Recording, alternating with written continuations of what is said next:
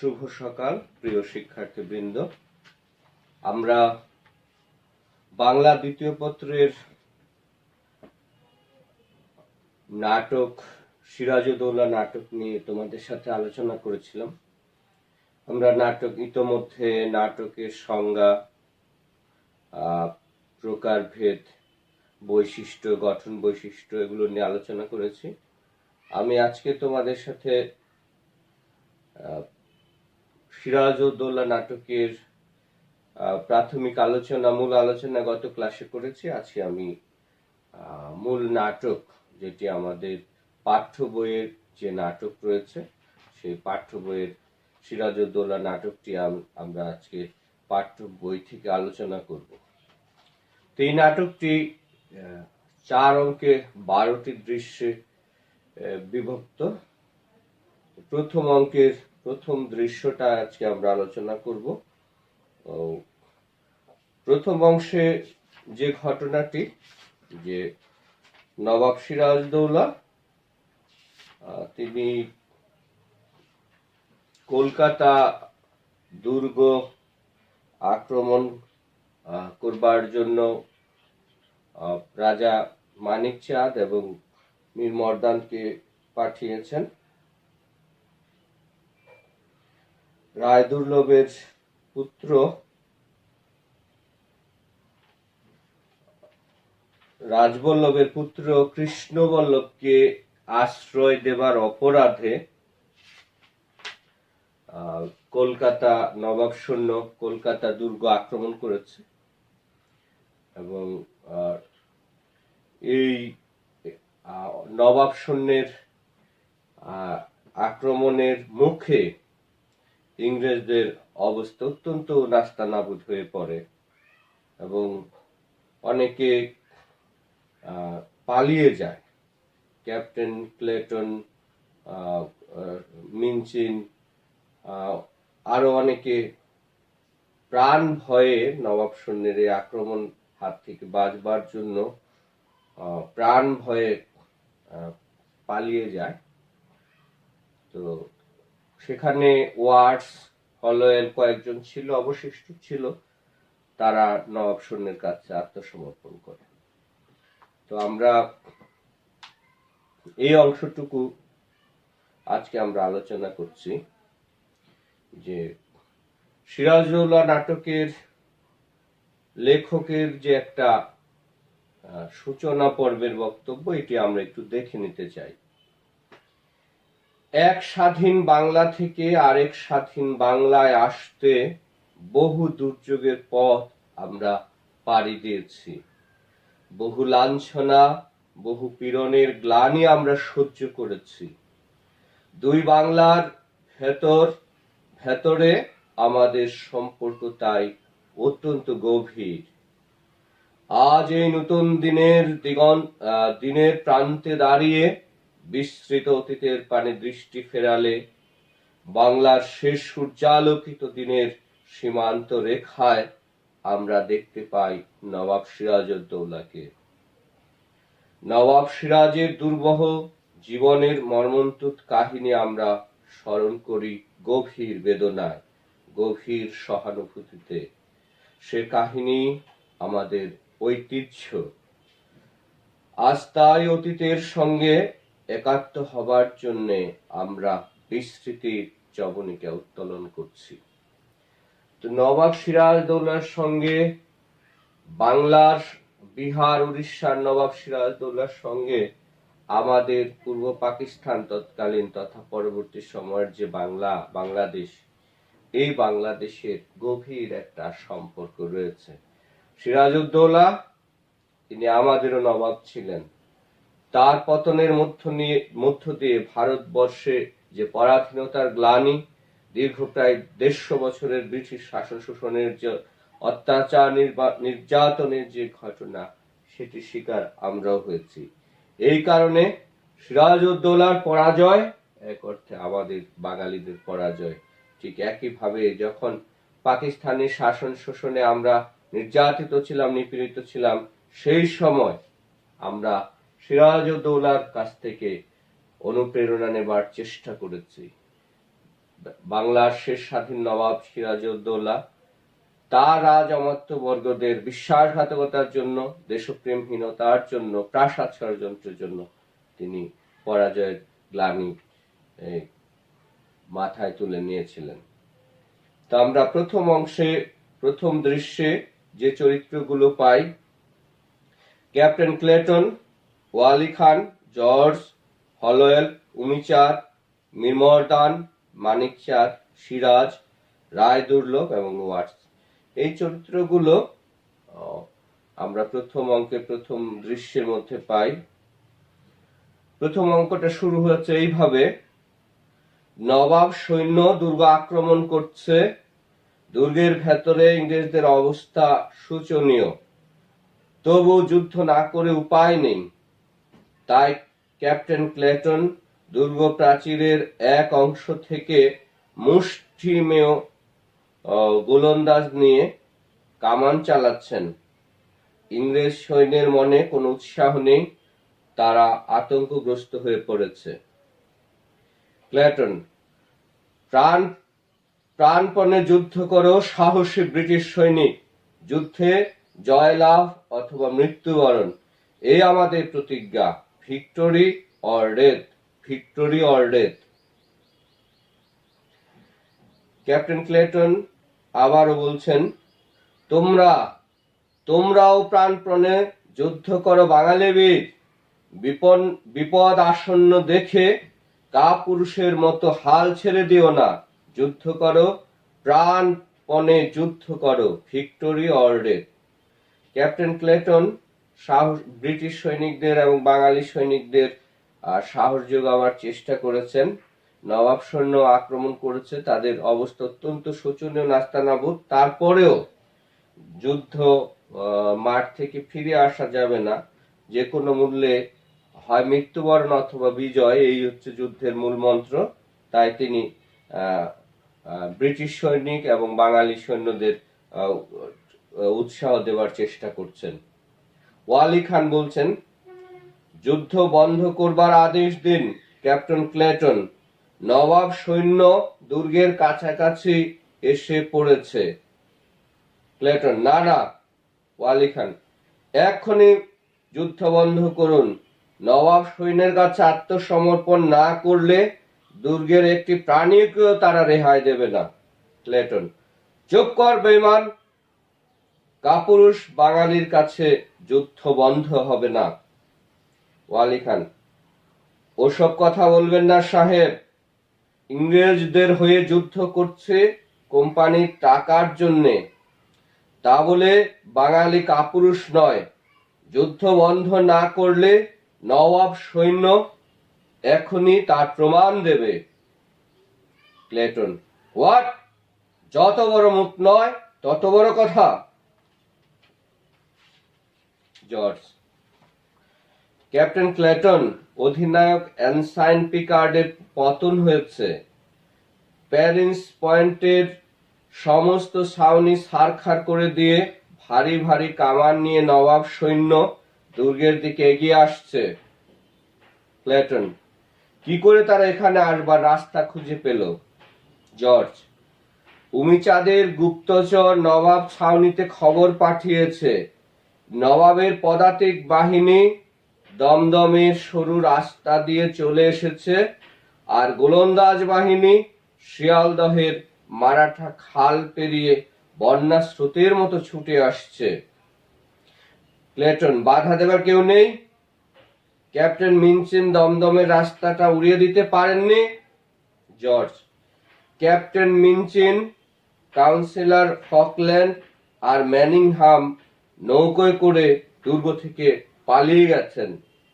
Clayton: কাপুরুষ বেঈমান, জ্বলন্ত আগুনের মুখে বন্ধুদের ফেলে পালিয়ে যায়, চালাও, গুলি চালাও, নবাব সৈন্যদের দেখিয়ে দাও বিপদের মুখে ইংল্যান্ডের বীর সন্তান কতখানি দুর্জয় হয়ে ওঠে। যুদ্ধের খারাপ অবস্থা দেখে captain Minchin, councillor Falkland, Manningham এরা সবাই নৌকা করে গোপনে পালিয়ে গেছেন। তো এখন ক্যাপ্টেন ক্লেটন, জর্জ, আরো কিছু ইংরেজ অবশিষ্ট আছেন, তারা যুদ্ধ করবেন বলে এরকম একটা সিদ্ধান্ত তারা নিয়েছেন। হলওয়েল, এখন গুলি চালিয়ে বিশেষ ফল হবে কি ক্যাপ্টেন ক্লেটন? ক্লেটন, যুদ্ধ করতে করতে প্রাণ দেয়া ছাড়া আর উপায় কি? সার্জন হলওয়েল, হলওয়েল, আমার মনে হয় গভর্নর রজার ড্রেকের সঙ্গে একবার পরামর্শ করে নবাবের কাছে আত্মসমর্পণ করাই এখন যুক্তিসঙ্গত। ক্লেটন, তাতে কি নবাবের অত্যাচার থেকে আমরা রেহাই পাবো ভেবেছেন? হলওয়েল, তবু কিছুটা আশা থাকবে, কিন্তু যুদ্ধ করে টিকে থাকবার কোনো আশা নেই। গোলাগুলি যা আছে তা দিয়ে আজ সন্ধে পর্যন্ত যুদ্ধ করা যাবে না। ডাচদের কাছে, ফরাসিদের কাছে, সবার কাছে আমরা সাহায্য চেয়েছিলাম, কিন্তু সৈন্য তো দূরের কথা, এক ছটাক বারুদ পাঠিয়েও কেউ আমাদের সাহায্য করলো না। ক্লেটন, তাহলে আপনি এখানে অপেক্ষা করুন, আমি গভর্নর ড্রেকের সঙ্গে একবার আলাপ করে আসি। হলওয়েল, এই কে আছো? George, yes sir. হলওয়েল, উমিচাঁদকে বন্দি করে কোথায় রাখা হয়েছে? জর্জ, পাশেই একটা ঘরে। হলওয়েল, তাকে এখানে নিয়ে এসো। George, right sir. উমিচাঁদ, সুপ্রভাত সার্জন হলওয়েল। সুপ্রভাত, তাই না উমিচাঁদ? উমিচাঁদ, বোধ হয় দুপুরের আহারের জন্য সাময়িক বিরতি দেওয়া হয়েছে। হলওয়েল, এই সুযোগের সদ্ব্যবহার করতে হবে উমিচাঁদ। আপনি নবাবের সেনাধ্যক্ষ রাজা মানিক চাঁদের কাছে একখানা পত্র লিখে পাঠান, তাকে অনুরোধ করুন নবাব সৈন্য যেন আর যুদ্ধ না করে। উমিচাঁদ, বন্দির কাছে প্রার্থনা কেন সার্জন হলওয়েল? আমি গভর্নর ড্রেকের ধ্বংস দেখতে চাই। George, surgeon Holwell, governor Roger Drake আর ক্যাপ্টেন ক্লেটন নৌকা করে পালিয়ে গেছেন। হলওয়েল, দুর্গ থেকে পালিয়ে গেছেন। জর্জ, গভর্নরকে পালাতে দেখে একজন রক্ষী তার দিকে গুলি ছুড়েছিল, কিন্তু তিনি আহত হননি। উমিচাঁদ, দুর্ভাগ্য, পরম দুর্ভাগ্য। হলওয়েল, যুদ্ধ করতে করতে প্রাণ দেবেন বলে আধ ঘন্টা আগেও প্রতিজ্ঞা করেছিলেন ক্যাপ্টেন ক্লেটন, শেষে তিনিও পালিয়ে গেছেন। উমিচাঁদ, ব্রিটিশ সিংহ ভয়ে লেজ গুটিয়ে নিলেন, এ বড় লজ্জার কথা। উমিচাঁদ, হলওয়েল বলছে, উমিচাঁদ, এখন উপায়? উমিচাঁদ, আবার কি? ক্যাপ্টেন কর্নেলরা সব পালিয়ে গেছেন, এখন ফাঁকা ময়দানে গাইজ হাসপাতালের হাতুড়ে সার্জন জন জাফানিয়া হলওয়েল সর্বাধিনায়ক। আপনি এখন commander in chief. Holwell, Umichand, Umichand, আচ্ছা, আমি রাজা মানিক চাঁদের কাছে চিঠি পাঠাচ্ছি, আপনি দুর্গ প্রাকারে সাদা নিশান উড়িয়ে দিন। জর্জ, সর্বনাশ হয়েছে, একদল ডাচ সৈন্য গঙ্গার দিকটার ফটক ভেঙে পালিয়ে গেছে, সেই পথ দিয়ে নবাবের সশস্ত্র পদাতিক বাহিনী হুড়হুড় করে কেল্লার ভিতরে ঢুকে পড়েছে। হলওয়েল, সাদা নিশান ওড়াও, দুর্গ তোরণে সাদা নিশান উড়িয়ে দাও। মীরমর্দান, এই যে দুশমনরা এখান থেকেই গুলি চালাচ্ছে। হলওয়েল, আমরা সন্ধির সাদা নিশান উড়িয়ে দিয়েছি যুদ্ধের নিয়ম অনুসারে। মীরমর্দান, সন্ধি আত্মসমর্পণ। মানিকচাঁদ, সবাই অস্ত্র ত্যাগ করো। মীর মর্দান মাথার উপর হাত তুলে দাঁড়াও। মানিক চাঁদ তুমিও হলয়েল, তুমিও মাথার উপরে দুহাত তুলে দাঁড়াও। কেউ এক চুল নড়লে প্রাণ যাবে। সিরাজ কোম্পানির ঘুষখোর ডাক্তার রাতারাতি সেনাধ্যক্ষ হয়ে বসেছ। তোমার কৃতকার্যের উপযুক্ত প্রতিফল নেবার জন্যে তৈরি হও হলয়েল।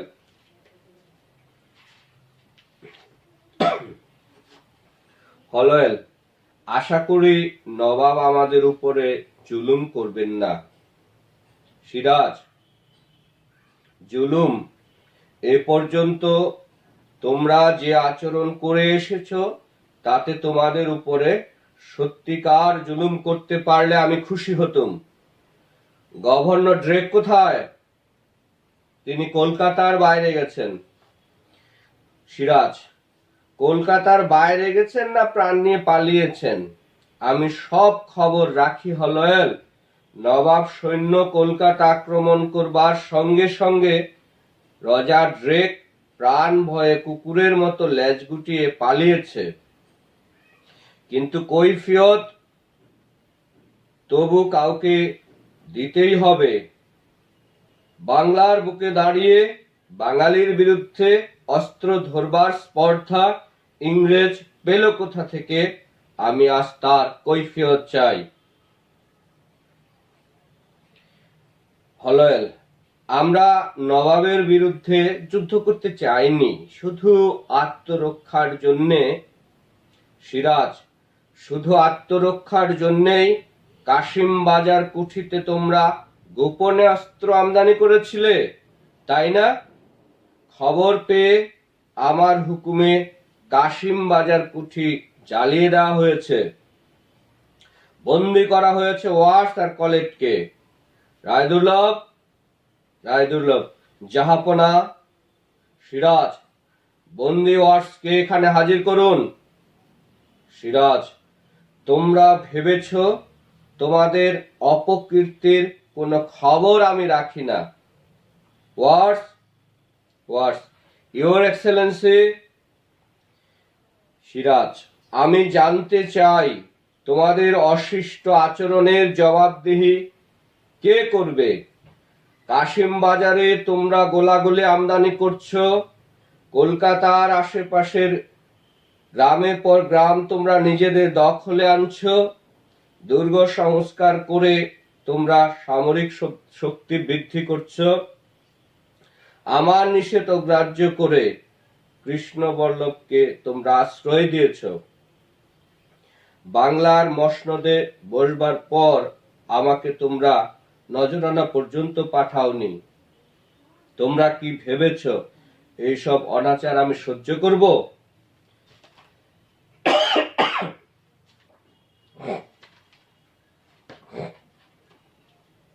ওয়ার্স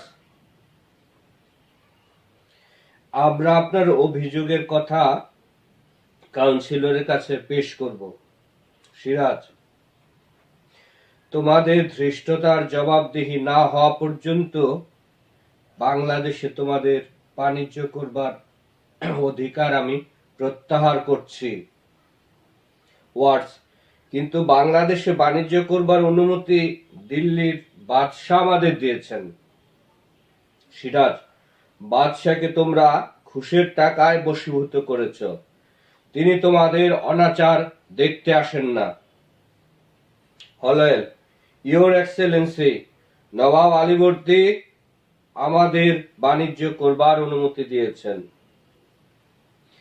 আর আমাকে তিনি যে অনুমতি দান করে গেছেন তা তোমাদের অজানা থাকবার কথা নয়। সে খবর অ্যাডমিরাল ওয়াটসন, কিলপ্যাট্রিক, ক্লাইভ সকলেরই জানা আছে। মাদ্রাজে বসে ক্লাইভ লন্ডনের সিক্রেট কমিটির সঙ্গে যে পত্রালাপ করে তা আমার জানা নেই ভেবেছ? আমি সব জানি, তবু তোমাদের অবাধ বাণিজ্যে পর্যন্ত কোনো বিঘ্ন ঘটায়নি। কিন্তু সদ্ব্যবহার তো দূরের কথা, তোমাদের জন্য করুণা প্রকাশ করাও অন্যায়। ওয়ার্স ইয়োর এক্সেলেন্সি, আমাদের সম্বন্ধে ভুল খবর শুনেছেন। আমরা এদেশে বাণিজ্য করতে এসেছি। We have come to earn money and not to get into politics. রাজনীতি আমরা কেন করব? ওয়ার্স সাপ সাপ একটা দাহা মিথ্যে কথা বলবার চেষ্টা করেছে যে ইংরেজরা এদেশে বাণিজ্য করবার জন্য এসেছে, সুতরাং তাদের একমাত্র উদ্দেশ্য হলো মুনাফা, অর্থনৈতিক সচ্ছলতা। তারা কোম্পানির হয়ে লাভবান হতে চায়, মুনাফা করতে চায়, লাভ করতে চায়, কিন্তু তারা এদেশের রাজনীতিতে তারা কোনো প্রকার হস্তক্ষেপ করতে চায় না। তারা রাজনীতিতে নাক গলাতেও চান না। সিরাজ, তোমরা বাণিজ্য করো, তোমরা করো লুট, আর তাতে বাধা দিতে গেলেই তোমরা শাসন ব্যবস্থায় ওলট পালট আনতে চাও। কর্ণাটকে, দাক্ষিণাত্যে তোমরা কি করেছ? শাসন ক্ষমতা করায়ত্ত করে অবাধ লুটতরাজের পথ পরিষ্কার করে নিয়েছ। বাংলাতেও তোমরা সেই ব্যবস্থাই করতে চাও। তা না হলে আমার নিষেধ সত্ত্বেও কলকাতার দুর্গ সংস্কার তোমরা বন্ধ করনি কেন? হলওয়েল, ফরাসি ডাকাতদের হাত থেকে আমরা আত্মরক্ষা করতে চাই। সিরাজ, ফরাসিরা ডাকাত আর ইংরেজরা অতিশয় সজ্জন ব্যক্তি, কেমন? ওয়ার্স, আমরা অশান্তি চাই না ইয়োর এক্সেলেন্সি। সিরাজ, চাও কি না চাও সে বিচার পরে হবে। রায়দুর্লভ, জাহাপনা। সিরাজ, গভর্নর ড্রেকের বাড়িটা কামানের গোলায় উড়িয়ে নিশ্চিহ্ন করে দিন। গোটা ফিরিঙ্গি পাড়ায় আগুন ধরিয়ে ঘোষণা করে দিন সমস্ত ইংরেজ যেন অবিলম্বে কলকাতা ছেড়ে চলে যায়। আশেপাশের গ্রামবাসীদের জানিয়ে দিন তারা যেন কোনো ইংরেজের কাছে কোনো প্রকারের সওদা না বেচে। এই নিষেধ কেউ অগ্রাহ্য করলে তাকে গুরুতর শাস্তি ভোগ করতে হবে। রায়দুর্লভ, হুকুম জাহাপনা। সিরাজ, আজ থেকে কলকাতার নাম হলো আলীনগর। রাজা মানিক চাঁদ, আপনাকে আমি আলীনগরের দেওয়ান নিযুক্ত করলাম। মানিক চাঁদ, জাহাপনার অনুগ্রহ। সিরাজ, আপনি অবিলম্বে কোম্পানির যাবতীয় সম্পত্তি আর প্রত্যেকটি ইংরেজের ব্যক্তিগত সম্পত্তি নবাব তহবিলে বাজেয়াপ্ত করুন। কলকাতা অভিযানের সমস্ত খরচ বহন করবে কোম্পানির প্রতিনিধিরা আর কোম্পানির সঙ্গে সংশ্লিষ্ট এখানকার প্রত্যেকটি ইংরেজ। মানিক চাঁদ, হুকুম জাহাপনা। সিরাজ, আপনাকে মুক্তি দেওয়া হলো উমিচাঁদ। আর হ্যাঁ, রাজা রাজবল্লভের সঙ্গে আমার একটা মিটমাট হয়ে গেছে, কাজেই কৃষ্ণবল্লভকেও মুক্তি দেওয়ার ব্যবস্থা করুন। মীরমর্দান, হুকুম জাহাপনা। Siraj, Holwell. Holwell, your Excellency. Siraj, তোমার সৈন্যদের মুক্তি দিচ্ছি, কিন্তু তুমি আমার বন্দী। রায়দুর্লভকে উদ্দেশ্য করে বললেন, কয়েদি হলওয়েল, ওয়ার্স আর কলেটকে আমার সঙ্গে পাঠাবার ব্যবস্থা করুন। মুর্শিদাবাদে ফিরে গিয়ে আমি তাদের বিচার করব। রায়দুর্লভ, জাহাপনা। আমরা প্রথম অংশের প্রথম দৃশ্য আলোচনা করলাম। প্রথম অংশের প্রথম দৃশ্যে আমরা দেখলাম যে রাজবল্লভের ছেলে কৃষ্ণবল্লভের সাথে কৃষ্ণবল্লভকে ইংরেজরা আশ্রয় দিয়েছিল কলকাতা দুর্গের ভিতরে। আর এ কারণে নবাব ক্ষিপ্ত হয়েছিলেন। পাশাপাশি ইংরেজরা এদেশে আধিপত্য বিস্তার করবার জন্য কলকাতা দুর্গ সংস্কার করেছিল, কাশিম বাজার কুঠিরে তারা গোলা বারুদ আমদানি করেছিল। এভাবে তারা নবাব সিরাজউদ্দৌলা যখন উপলব্ধি করতে পারেন যে ইংরেজরা ধীরে ধীরে আসলে তাদের প্রভাব প্রতিপত্তি বিস্তার করতে চাইছে, তারা দেশের রাজনৈতিক শাসন ক্ষমতা আর ক্ষেত্র না গলানোর চেষ্টা করছে, এটি তিনি খুব ভালোভাবে বুঝতে পেরেছিলেন। এ কারণেই রাজা মানিক চাঁদ এবং মীর মর্দানকে পাঠিয়ে ইংরেজদের শায়েস্তা করবার চেষ্টা করেছিলেন, কলকাতার দুর্গ আক্রমণ করেছিলেন। নবাবের সৈন্যদের প্রবল প্রতিরোধের প্রবল আক্রমণের মুখে ইংরেজ সৈন্যরা তেমন একটা প্রতিরোধ করতে পারেনি, বরং ক্যাপ্টেন ক্লেটন, মিনচিন, কাউন্সিলের অনেক সদস্য সহ অনেকে প্রাণ ভয়ে কলকাতা দুর্গ থেকে প্রাণ ভয়ে পালিয়ে গিয়ে ফোর্ট উইলিয়াম জাহাজে আশ্রয় নিয়েছিল। তো আমরা প্রথম অংশে নবাব সিরাজউদ্দৌলা তিনি ইংরেজদের এই দেশে বিভিন্ন জায়গায় তারা যে গোপনে শক্তি বৃদ্ধি করবার চেষ্টা করছে সেটি তিনি আঁচ করতে পেরেছিলেন। আর রাজা রাজবল্লভের ছেলে কৃষ্ণবল্লভ যে ঢাকার বিক্রমপুর থেকে অনেক সহায় সম্পত্তি অর্থ নিয়ে, সোনাদানা নিয়ে সেই রজার ড্রেকের কাছে আশ্রয় নিয়েছিল, ইংরেজদের কাছে আশ্রয় নিয়েছিল কলকাতায়, সেটি দুর্গে, সেটি তার জানা ছিল। সুতরাং কৃষ্ণবল্লভকে আশ্রয় দেবার এক ধরনের নিষেধাজ্ঞা ছিল। নবাব সিরাজউদ্দৌলা নিজে কৃষ্ণবল্লভের রায়বল্লভের পুত্র কৃষ্ণবল্লভের বিচার করতে চেয়েছিলেন। তো সেটি রায়বল্লভের সঙ্গে একটা মিটমাট হয়ে গিয়েছিল। এই কারণে পরে কৃষ্ণবল্লভের মুক্তির ব্যবস্থা করা হলো, আমরা প্রথম অংশে দেখেছি। এরপরে আমরা প্রথম অংশের দ্বিতীয় দৃশ্য, সেটি আমরা আগামী ক্লাসে আলোচনা করব। তোমরা নাটকটি বাসায় নিজেরা পড়বে এবং